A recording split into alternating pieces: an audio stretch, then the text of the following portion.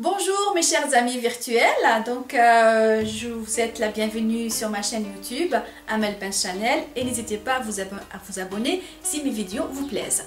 Alors aujourd'hui je vais faire une vidéo pour répondre à plein de personnes, plein de gens qui critiquent le mois de Ramadan et qui parfois stigmatisent les musulmans dans leur pratique. Alors, parmi les réactions que j'ai vues sur les réseaux sociaux, j'ai vu des questions. Pourquoi les musulmans s'attachent encore à la religion en 2016? Pourquoi ils sont aussi traditionnels, aussi pratiquants, aussi conservateurs? Et des questions qui disent mais pourquoi les musulmans n'ont pas suivi le parcours séculaire de tous les Européens? Et vous savez, les Européens aujourd'hui ne pratiquent pas le carême. Alors, donc pour cette question, je tiens à rappeler les origines.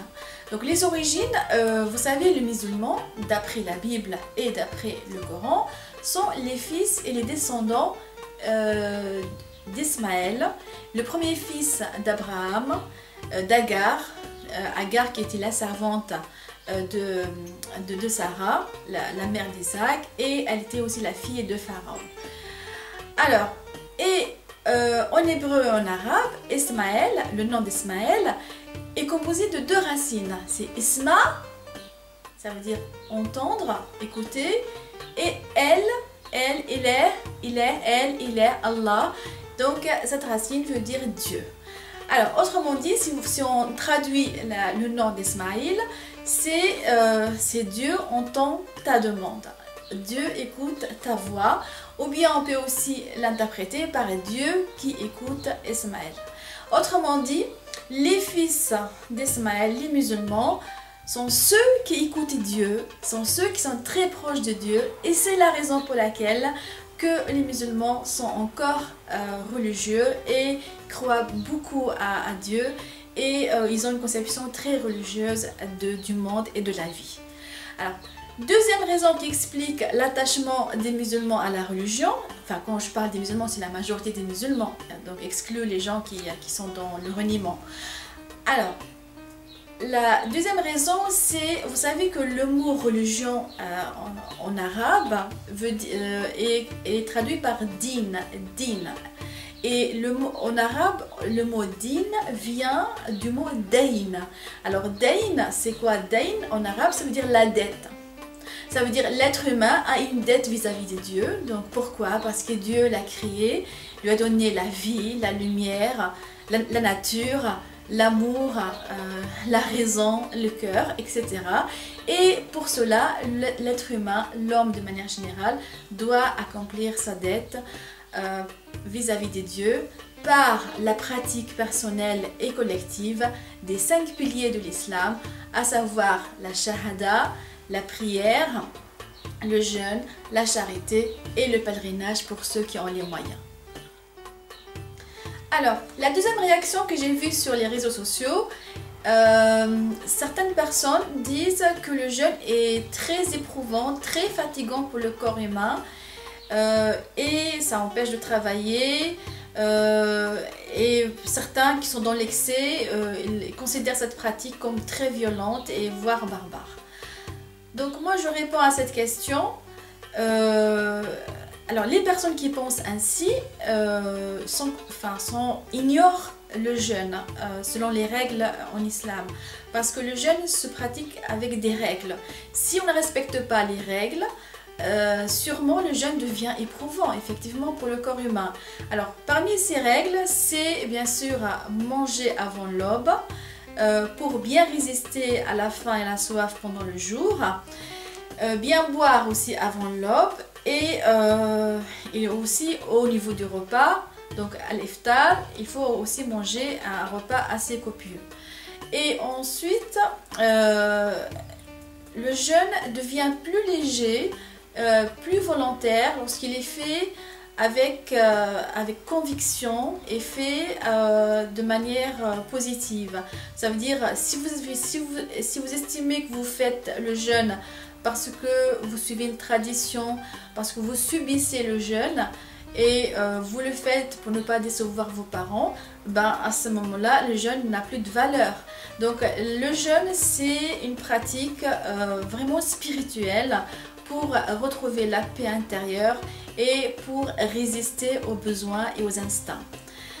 Alors, donc, contre cet argument, donc en fait, ce sont les gens qui se permettent de dire ça parce qu'ils ignorent les règles. Donc les règles, il faut respecter les règles pour bien jeûner et retrouver la paix. Alors ensuite, il y a une part de vérité parce que les premiers jours de Ramadan sont très difficiles effectivement. Mais petit à petit, le corps s'adapte au nouveau rythme alimentaire et au bout de, donc à partir de du 4e, 5e jour, ben, on sent plus, donc on souffre plus, il n'y a plus de souffrance. Et bien sûr, Dieu qui connaît minutieusement le corps humain, il connaît que le corps humain s'adapte à tous les rythmes imposés par la nature et par la religion. Ben, celui qui connaît minutieusement le corps ne peut pas imposer une pratique qui dépasse les moyens de l'être humain.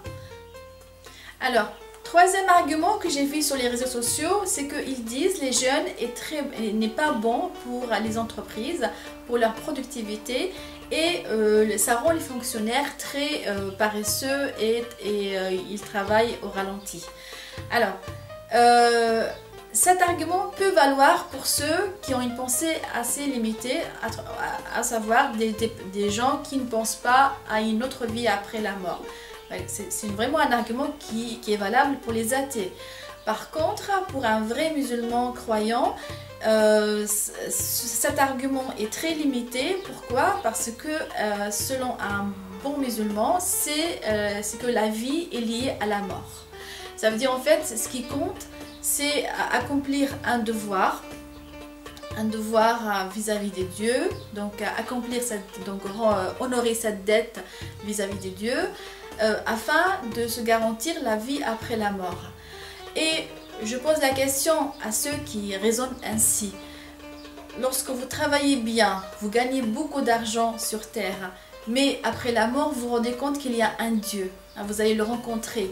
Comment vous allez vous expliquer? Comment vous allez justifier votre désobéissance et votre absence? Donc, c'est un argument qui ne compte pas pour les musulmans. Et comme le dit le verset 3 de la sourate 185, la vie d'ici-bas n'est qu'une jouissance illusoire. Alors, quatrième argument. Alors, certains critiques reprochent aux musulmans leur intolérance de ceux qui ne jeûnent pas. Au contraire, ce sont des gens qu'on tolère depuis 1400 ans. Alors, et je rappelle, dans le code pénal islamique, il n'y a aucune sanction contre ceux qui ne jeûnent pas. Donc en fait, ceux qui ne jeûnent pas pêchent, c'est un péché, et doivent rendre des comptes à Dieu, mais uniquement à Dieu. Alors, sauf on leur demande la discrétion. Pourquoi? Parce qu'il y a un hadith qui dit « Idha asaytum fastatiru ». Ça veut dire si vous péchez, faites-le en cachette. Alors pourquoi? Parce que le faire en public, normalement, ça peut nuire à la collectivité et surtout aux enfants. Parce que vous donnez le mauvais exemple et les parents qui cherchent à donner une éducation islamique à leurs enfants, bien sûr, ils sont pénalisés. Donc en fait, il n'y a aucune intolérance, aucune sanction pour ceux qui n'observent pas le jeûne. Au contraire, vous pouvez ne pas jeûner, vous êtes libre, vous péchez en discrétion et faites-le chez vous s'il vous plaît.